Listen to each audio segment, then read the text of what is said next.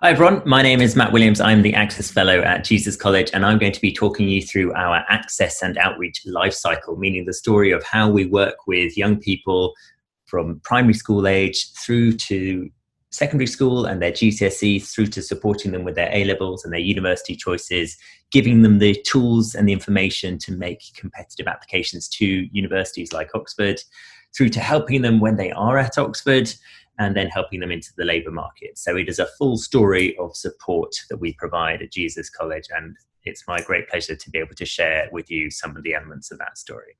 So let's get started at the beginning. And when we begin our work, it's with very young children, so in years 4, 5, 6 of primary school. And we do so in order to try and prevent any misconceptions about universities in general, and universities like Oxford in particular, from being crystallized too early. We find that the younger children are much more pliable, much more open-minded than sometimes their teenage peers are. And we want to give them a sense that these institutions are for people like them, they are within their reach, that they ought to be considering a future at a university like Oxford and with Jesus College. And we only work with the most disadvantaged schools and communities. So for example, here are some children from schools in Tredegar in South Wales. Quite a few of them had never left Wales before, so they were from quite impoverished communities, but nonetheless were really hungry to learn, really keen to find out what universities were about. And we, I think, gave them a great sense of what it means to study at a university. It just so happens that on this day, they were also visiting when the Prince of Wales was coming to see us to celebrate the endowment of the Chair of Celtic at Jesus College. So it was a really nice celebratory day in March 2020. Here's a video that shows more of what we do. So the aim of today's event is to invite some young people up to Oxford so they can spend a day with us, have some chats with current Oxford students, and hopefully think of themselves as potential future Oxford undergraduates. Without further ado, should we get started? So do you want to grab some chalk? Make sure you work together, have a chat, have a think what the Oxford student in your mind looks like. Suits, and what's in your hand? Purple trousers, blue shirt. I don't think do like pencils, we got some inside. What I'd like you to do now is we'll just go around and I'd like you to just tell us what you've drawn. We've drawn a businessman. We've wrote words around him like intelligent, skilled, creative, organised and smart. I love that you think that it's quite official and you have to have a briefcase. You don't have to. Everyone carries like a backpack. There's a boy and he's studying English, but he can speak Irish at the same time. Can't imagine where you got the And he got a moustache. We put creative, intelligent, smart, clever, and knowledgeable. So at Oxford, we've got people who are intelligent, but in lots of different ways. So don't sort of think, well, I can't possibly be a student at Oxford because I'm no good at solving problems with maths. The outcomes of an event like this initially is to just change the minds of some of the children that we've met, just to hopefully let them see the various options that are available to them that they may not have realised were available.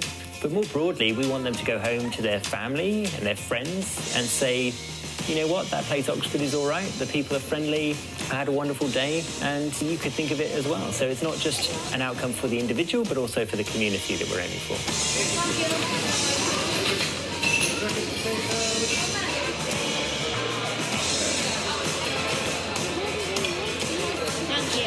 The big thing that our children will get out of today is aspiration. We're trying to get the children to aspire to greater things. And it's very, very important for me to get them thinking a little bit bigger, to get them thinking a little bit wider before they move on to high school education and start planning their route into the world of work and into the world of further education. We are all about our shared community and our fellowship as individuals and as a collective of scholars. Anyone can be a part of that community. It doesn't matter what background you come from, it doesn't matter how rich or poor your parents are. The only thing that we care about in this community is whether you're willing to share your ideas with us. Look at that, it was like a snake like that. Look, that was true, we are monkeys. We simply could not do any of this work without fantastic generosity from our former Jesus College students and from other very generous donors around the world. It's a difficult job and it requires quite a lot of resources, but we are seeing results and we're just extremely grateful and hopeful that we can continue working with them in the future. Okay, so then from primary school, we move on into secondary school and we're working with 11 to 15-year-olds. And we run a host of interventions to try and help the students make informed decisions about their future options and also give them the skills and the tools needed to act on that information. So we run, for example, summer schools where students come into residence and live as if they are Oxford students for a week. We run essay competitions to try and improve their writing skills and we give them feedback on all of that. We have Women in Sciences Days specifically to try and redress the balance in some of the science subjects in terms of their gender imbalance that's quite common. We run interview and admissions sessions, even for relatively young teenagers, just to give them a sense of what it's like to conduct an interview and to try and motivate them to see that it's actually an enjoyable process. It's not meant to be something that will make them feel small and stupid. It's meant to actually build them up. So that's our general perspective on this. You can see here a school that came to visit us in 2019 from London. And we had a terrific day of academic sessions. I gave them some lectures. We threw around some past Oxford interview questions. We went on a tour around the city.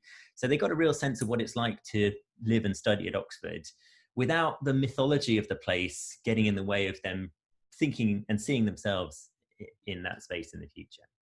Okay. Then when it moves on to A-level, we want to try and empower people. So we want to give them more specific skills that they will need in order to make decisions and to act on those decisions with regards to their higher education.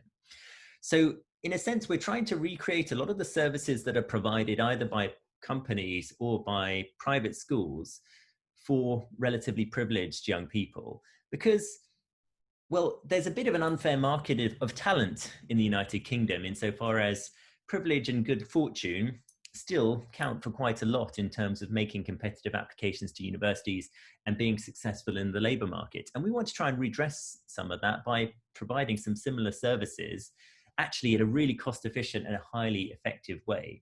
And so we're sort of competing, if you like, but in a completely charitable endeavour. And so increasingly as a result of the pandemic, this work has been done over the internet, but as soon as possible, we want it to come back to face-to-face because there's nothing quite like the human contact or to have the proverbial boots on the ground. So we go out and visit schools and communities come and visit us just to make sure that we're giving them the right information and the right tools to take the decisions they want to improve their lives. We're not sort of traveling salespeople for the University of Oxford nor for Jesus College. We want to make sure that these young people make the decisions that are best for them. But often the best decision for them is to apply to Jesus College, but they just hadn't realized it, or they felt that it wasn't for someone like them. So we can also help them if they do make that determination. So here's an example. This is me at a school in South London called Ernest Bevin College, named after the fabulous post-war foreign secretary. And here is some young people from RADA school in Cardiff coming to visit us in Jesus College. And same sort of things apply in both cases. Now, what about students who are at Oxford, who are studying with us? Because it's all very well reaching out and helping those people who are yet to apply. But when we're talking about people from seriously disadvantaged backgrounds, there can be struggles when they transition to university, staying in university, and then progressing out after university. So it's necessary to provide ongoing support. And thanks to the fantastic generosity of alumni, we are able to provide some really generous scholarships and bursaries. A third of our undergraduates are on access bursaries, for example. So that's money they don't have to pay back, and it just provides them with a little bit more support through their studies. Of course, the university and the college is also committed to providing an absolute first-rate education. But Jesus College also has a really friendly and inclusive atmosphere, meaning that the students feel comfortable in the environment. They don't feel like they are imposters, as far as we can possibly avoid that. And if they are having any pastoral or mental health difficulties, then we'll provide them with all of the support needed. So here's a testimonial from one of our students, Dami, who's a fantastic engineering student. She's helped us out a great deal in our access work. And as she says, she is a living, breathing example of someone who is occupying a space as an engineer, and she's telling other young women, you can be an engineer as well. She's an absolutely wonderful young person, and whatever help that we can provide to students like Dami, we will, because they're part of the Jesus College family and we want to look after them. Okay, impact. So what have we actually achieved in our access work? It's a pretty difficult thing to ascertain with any degree of absolute certainty. Causation in this field is pretty murky, so we don't necessarily know that if we've met one person that we changed the trajectory of their lives. But nonetheless, we've got some evidence that suggests that our work is not entirely in vain, which is reassuring. We started with the Access Fellowship at Jesus College in 2014. And there have been two holders of that office, my predecessor, Beth Mortimer, and myself from 2016. And our rate of work increased rapidly. From when Beth started, the rate of increase was immediate. And then thanks to the foundations that she laid down, I was able to expand even further. Now I have a fantastic colleague, Shelley Knowles, who's the Access Assistant.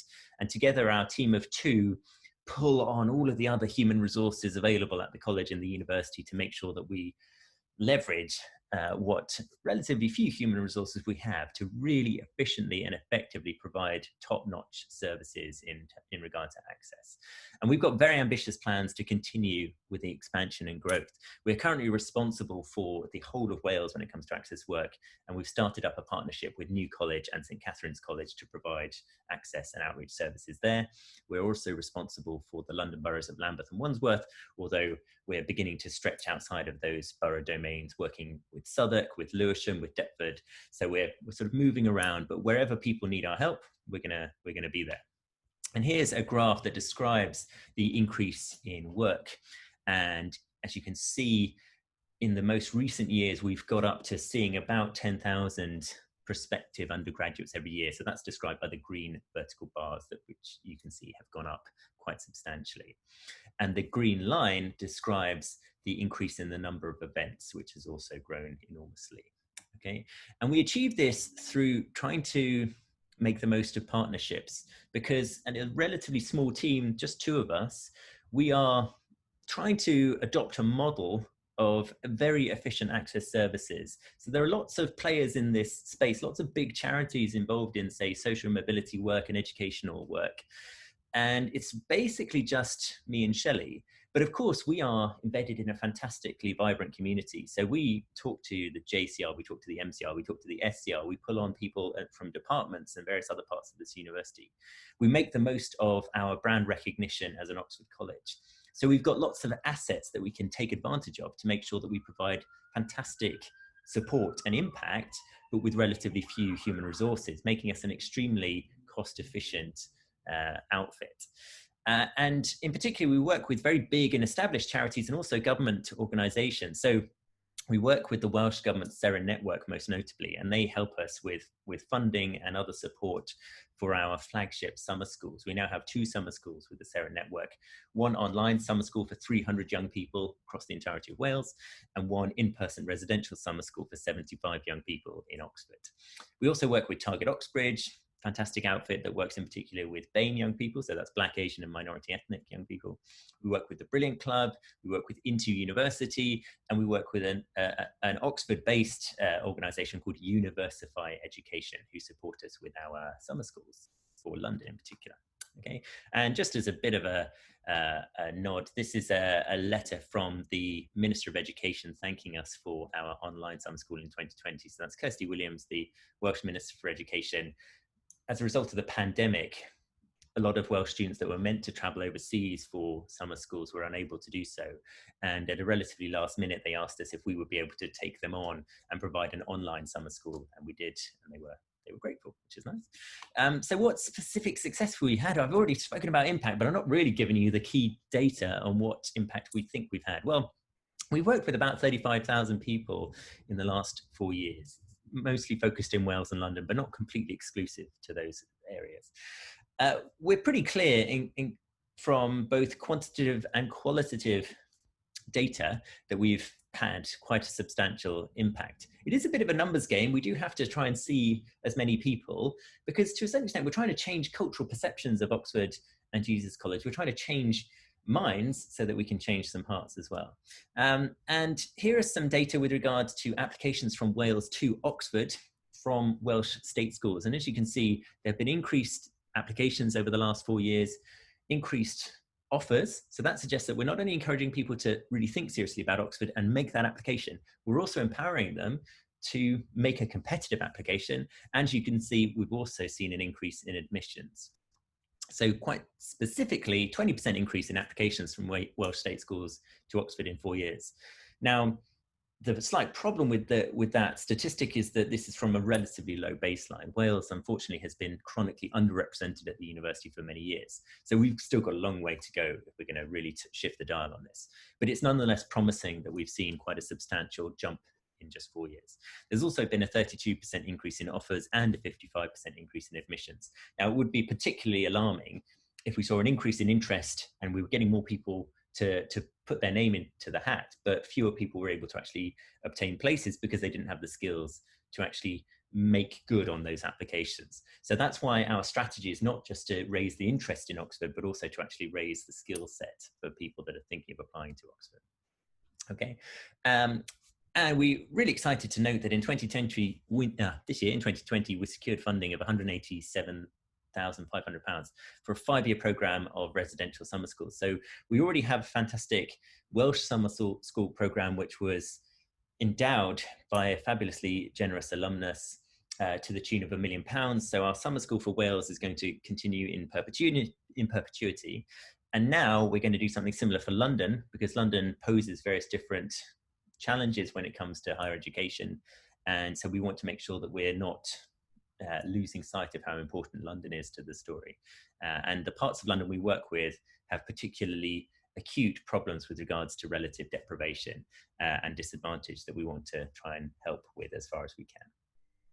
Okay, so that just comes to thinking about our legacy. So in our 450th year, we need to have a bit of an eye on where we've come from and where we might be heading in the future.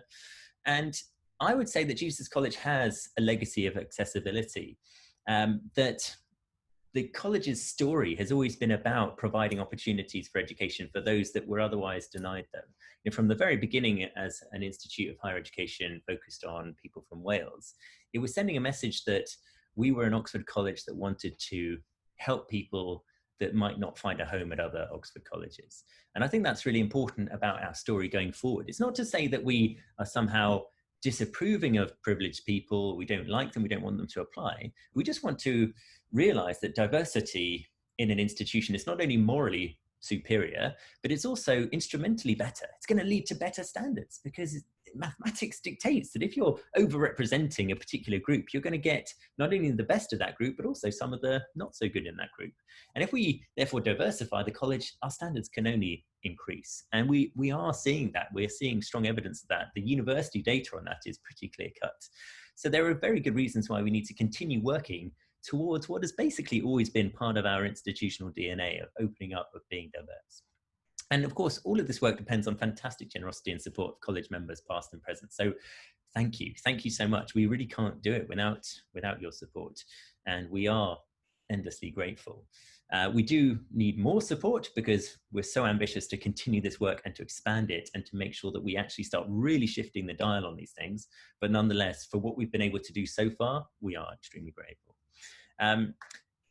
Our alumni in particular are what make this possible. So already alumni contribute so much in material and immaterial terms, but it really does change people's lives. I mean, it's the best part of my job is realizing that we have had an effect on someone's life in a really positive way, and they are so thrilled about it. And I make it clear to them that this is because past Jesus College members had the generosity to help out. They want people like you, and it's such a strong message, and we really hope to continue to do it. Okay, so as I say, thank you, and we really hope to continue being an open, inclusive, friendly place where diversity is pursued for its own sake, but also because it'll help us improve. Okay, now if you would like to know more, please do visit this website, jesuscollegeoxford450.co.uk/access and outreach, where you will find a brochure containing specific details on what we've been up to, what we'd like to do in the future. And if you have any questions, then do please get in touch with me. I'm matthew.williams@jesus.ox.ac.uk. Thank you so much for watching, taking time to listen. Thank you again for all of your support, and here's to the next 450 years. Thanks so much. Bye.